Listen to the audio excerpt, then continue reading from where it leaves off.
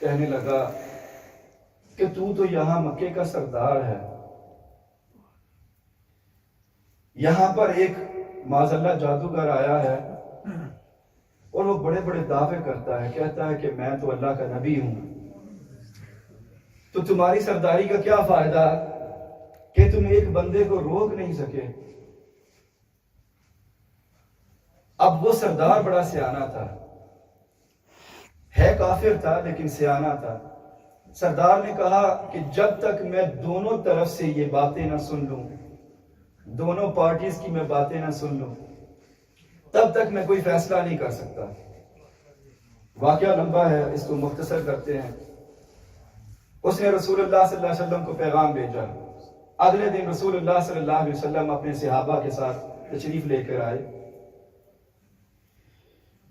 وہاں پر ابو جہل بھی موجود تھا، مکے کا سردار بھی موجود تھا، اور بھی بہت سارے کثیر تعداد میں لوگ موجود تھے۔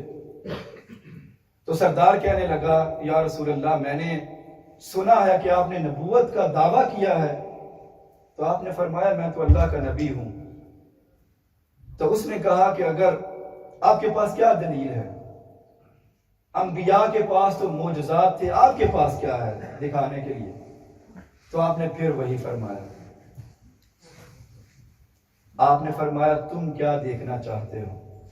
سردار نے کہا دو باتیں، ایک کہ کوئی معجزہ دکھا دیں جس طرح پچھلے انبیاء دکھاتے تھے، نمبر دو باتیں اس نے کہی، دوسری بات وہ جو صرف میرے اس دل میں ہے، اس مکے کا کوئی فرد نہیں جانتا، میرا ایک راز ہے، اگر مجھے وہ راز بتا دیں تو میں مان جاؤں گا کہ آپ اللہ کے نبی ہیں اور میں آپ پر ایمان بھی لے آؤں گا۔ بڑا مشہور واقعہ ہے۔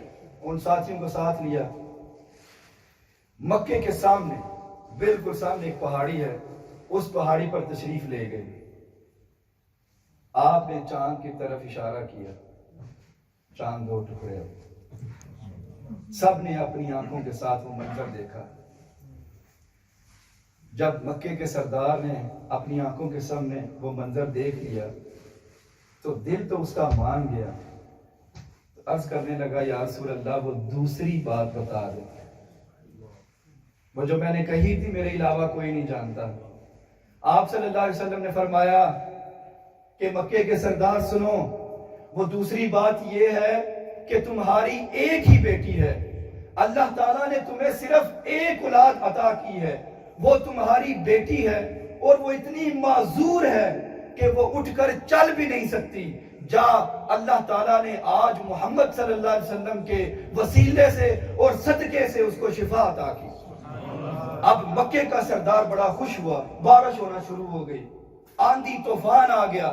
مکے کا سردار اس آندھی طوفان میں جب اپنے گھر کی طرف دوڑا، بھاگا، گھر کے دروازے پر پہنچا، ابھی دروازے کے سامنے ہاتھ ہی رکھا تھا، دروازہ کھلا اور کسی نے کہا لا الہ الا اللہ محمد رسول اللہ۔ وہ حیران ہو گیا کہ یہ تو اس کی اپنی بیٹی تھی، تو کہنے لگا ہے بیٹی تجھ کو شفا کس نے دی اور تجھ کو یہ کلمہ کس نے پڑھایا؟ تو کہنے لگی میں سو رہی تھی کہ میں نے دیکھا کہ میری خواب میں ایک خوبصورت جوان تشریف لائے ہیں، اور انہوں نے کہا تیرے باپ کو ہم نے ادھر کلمہ پڑھا دیا، تو بھی کلمہ پڑھ اور مسلمان ہو جا۔